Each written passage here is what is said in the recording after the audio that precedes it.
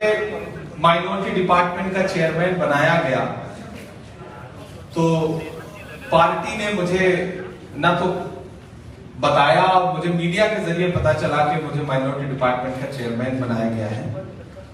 तो लेटर मिलने के बाद मैंने पहली बात जो सोची थी वो ये थी कि माइनॉरिटी डिपार्टमेंट का मतलब सिर्फ मुसलमानों का डिपार्टमेंट नहीं होता है। वो जो बाकी 5 और कम्युनिटीज हैं, उसमें सरदार भाई हैं, उसमें जैन भाई हैं, उसमें ईसाई भाई हैं, उसमें पारसी हैं, उसमें बौद्ध हैं, इन सबको मिलाकर के माइनॉरिटी डिपार्टमेंट बनता है और मुझे सबको बराबर रिप्रेजेंटेशन देना है, सबको बराबर प्रतिनिधित्व देना है। उस कड़ी में आज हम लोग यहाँ पर बैठ रहे हैं। देखिए, देश बहुत मुश्किल दौर से गुजर रहा है, बहुत मुश्किल दौर से गुजर रहा है।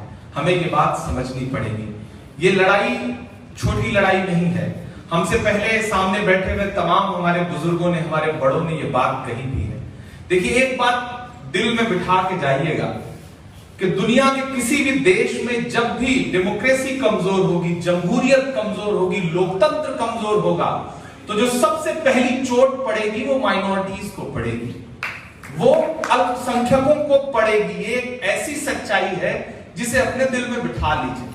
और आप खुद महसूस कर रहे होंगे कि पिछले 7-8 साल में आप लोकतंत्र को हर दिन कमजोर होते हुए देख रहे हैं। आप ये महसूस कर रहे होंगे कि भाजपा शासित कई ऐसे राज्य हैं जो लगातार पुलिस स्टेट बनते जा रहे हैं। आप महसूस कर रहे होंगे कि अल्पसंख्यकों पर तमाम कई ऐसे राज्य हैं जहां पर अत्याचार हो रहे हैं और उनकी सुनवाई करने वाला कोई नहीं। बात किससे कहा जाए, किसके सामने जाके अपना दर्द रखा जाए, ये एक सच्चाई है, इससे इनकार नहीं किया जा सकता। अब विकल्प क्या है, कैसे इसका हल निकलेगा? आज शायद इसीलिए हम यहां बैठे हैं, इसीलिए हमने एक पहल शुरू की। मैं अपनी टीम के महेंद्र बोरा जी का बहुत शुक्रिया अदा करूंगा, दिलीप राजपाल जी का बहुत शुक्रिया अदा करूंगा, अवनीत कौर जी का बहुत शुक्रिया अदा करूंगा, इकबाल बुल्ला साहब का बहुत शुक्रिया अदा करूंगा और हमारे साथी इंद्रजीत जी का बहुत शुक्रिया अदा करूंगा, जिन्होंने बहुत मेहनत की और पूरे देश से आप सारे लोगों को इकट्ठा किया। देखिए, मैं जिस कम्युनिटी से आता हूं और आप जिस कम्युनिटी से आते हैं, कमोबेश हमारे दर्द एक जैसे हैं। नेताजी जिस कम्युनिटी से आती हैं, लगभग अब हमारी जमात में वो भी शामिल है, यानी जो दर्द का पैमाना है वो लगभग तीनों कम्युनिटीज का बराबर होता जा रहा है। हम निशाने पर हैं। आप सबने बहुत सारी बात कही कि प्रतिनिधित्व तो नहीं मिला। जब मैं अपने समाज के बीच में जाता हूं तो यही शिकायतें लगभग वहां भी हैं कि हमें प्रतिनिधित्व तो नहीं मिला। लेकिन अगर मैं थोड़ा सा ईमानदार हो जाऊं और थोड़ी सी अपनी जानकारी बढ़ाऊं तो मैं ये पाता हूं कि वो कांग्रेस ही है जिसने डॉक्टर जाकिर हुसैन को इस देश का राष्ट्रपति बनाया। मैं अगर ईमानदारी से बोलूं तो वो कांग्रेस ही है जिसने ज्ञानी जैल साहब को इस देश का राष्ट्रपति बनाया, जो देश का सर्वोच्च पद है, इसमें कोई दो राय नहीं। अगर मैं थोड़ा सा ईमानदार हो जाऊं तो मैं ये पाता हूं कि फखरुद्दीन अली अहमद साहब को कांग्रेस ने इस देश का राष्ट्रपति बनाया। मैं अगर और थोड़ा सा ईमानदार हो जाऊं तो मैं ये पाता हूं कि एंटोनी साहब को कांग्रेस ने इस देश का डिफेंस मिनिस्टर बनाया। मैं थोड़ा सा और ईमानदार हो जाऊं तो मैं ये पाता हूं कि ऑस्कर फर्नांडीज साहब को कांग्रेस पार्टी ने कितनी बड़ी ताकत दी जब भी सत्ता रही। तो अगर मैं थोड़ा सा और ईमानदार हो जाऊं तो मैं ये पाता हूं कि जब देश बन रहा था उस तरफ से सदाएं आ रही थी कि इधर चले आओ, तुम्हारा मुल्क ये है, और इधर लाश लाश लहू लहू का मंजर था। ऐसे में भी कांग्रेस पार्टी ने, यानी कि पंडित जवाहरलाल नेहरू जी आगे बढ़े और उन्होंने मौलाना आजाद को अपने सीने से लगाया और उन्हें अपनी पहली कैबिनेट में शिक्षा मंत्री बनाया। अगर मैं थोड़ा और ईमानदार हो जाऊं तो मैं ये पाता हूं कि वो कांग्रेस ही है जिसने इस देश का जो सबसे बड़ा पद है, जिसे संवैधानिक तौर पर माना जाए तो सबसे ताकतवर वाला पद है, प्रधानमंत्री का, डॉक्टर मनमोहन सिंह साहब को इस देश का प्रधानमंत्री बनाया।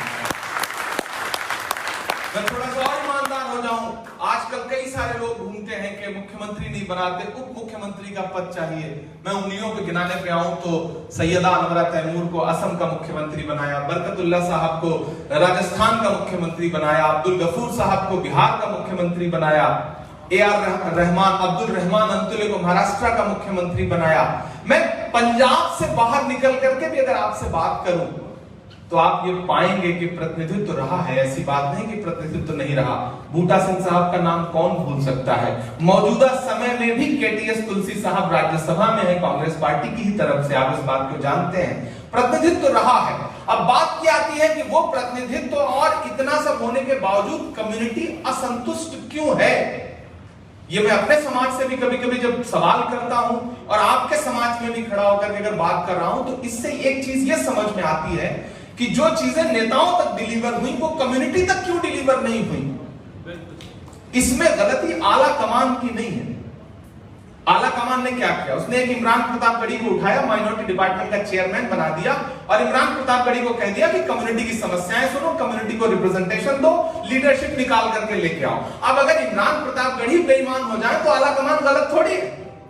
गलती आला कमान की नहीं है।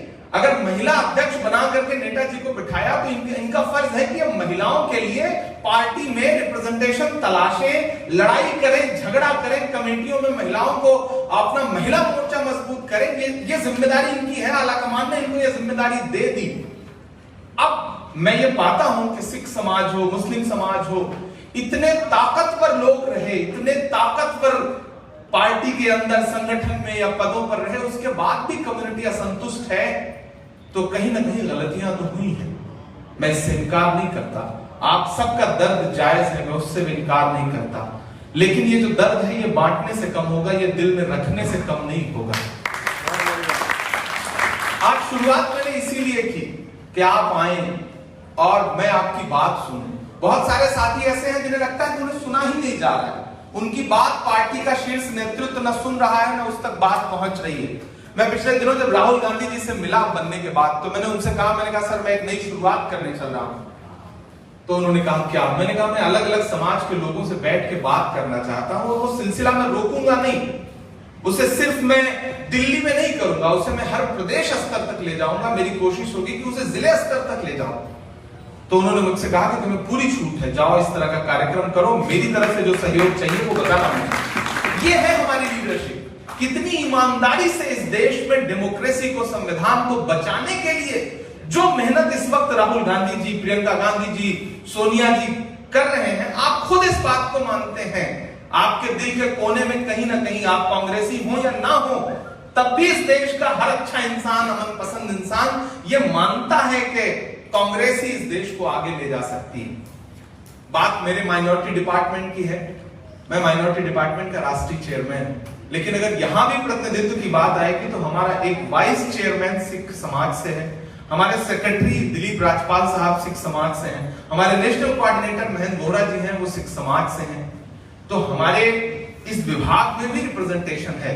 लेकिन मैं इसे और बढ़ाना चाहता हूं। मेरा मकसद आपसे खाली बातचीत करना नहीं है, जबानी जमा खर्च वाली बात नहीं है। मैं रिप्रेजेंटेशन बढ़ाना चाह रहा हूं और मैं लगभग हर प्रदेश के अपने प्रदेश चेयरमैनों से यह कह रहा हूं कि आप जिस समुदाय से हैं उसके बाद कोशिश करिए कि आपकी टीम में हर जिलेवार स्तर पर सिख समाज, जैन समाज, पारसी समाज है नहीं तो बौद्ध समाज, सबका रिप्रेजेंटेशन दीजिए, लोगों को लाइए। हम राजनीति में क्यों हैं? इसीलिए तो कि हमें सम्मान मिले, हमें इज्जत मिले, हमें बिठाया जाए, हमें मंच मिले, हमें बोलने का मौका मिले, हमें अपने समुदाय की बात रखने का मौका मिले। हम राजनीति में इसीलिए आप अपना पैसा खर्च करते हैं। यहाँ मैं ऐसे तमाम बुजुर्ग देख रहा हूं जिनके पेशानी की झुर्रियां तक आ गई हैं, 50 साल से कांग्रेस की राजनीति कर रहे हैं, शायद कुछ ना हासिल हुआ हो, मैं मानता हूं कि शायद कुछ भी ना हासिल हुआ, लेकिन फिर भी आप कांग्रेस के लिए इतने वफादार हैं कि अगर आपको दिल्ली से एक आवाज लगाई गई तो आप हजारों किलोमीटर का सफर तय करके यहां आए। तो सबसे पहले तो मैं आपको सलाम करता हूं। आप हैं तो कांग्रेस है, हमारा कोई वजूद नहीं है आपके बिना, पार्टी का कोई वजूद नहीं है आपके बिना, मंच पर बैठे हुए किसी भी नेता का कोई वजूद नहीं है अगर सामने ये भीड़ न बैठी हो। अगर आप लोग ना हो तो हमारा कोई वजूद नहीं है। मैं आपको सलाम भी करता हूं, आपका सम्मान भी करता हूं और आपसे इतना कह रहा हूं कि अब तक जो हुआ है वो हुआ। हमारे विभाग में अब ये नहीं होगा।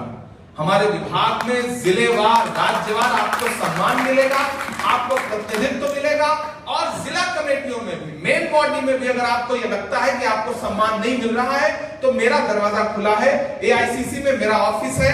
आप सारे लोग, मैं पिछले 4 महीने से लगभग 3.5-4 महीने हो गए, आप सारे लोग जो आते हैं एआईसीसी वो इस बात के गवाह हैं कि मैंने अपना दरवाजा खोल रखा है, मुझसे मिलने के लिए आपको अपॉइंटमेंट लेने की जरूरत नहीं है, आप सीधे आइए, आप मुझे बताइए कि छत्तीसगढ़ के फला जिले में मेन बॉडी में सिखों का रिप्रेजेंटेशन नहीं है। मैं आपसे वादा कर रहा हूं, मैं प्रदेश अध्यक्ष से भी बात करूंगा, मुझे जरूरत पड़ेगी तो मैं जिला अध्यक्ष से भी बात करूंगा, लड़ूंगा आपके लिए। और वहां मेरी बात नहीं सुनी जाएगी तो मैं अपने आला कमान से बात करूंगा, मैं राहुल जी से बात करूंगा, मैं प्रियंका जी से बात करूंगा।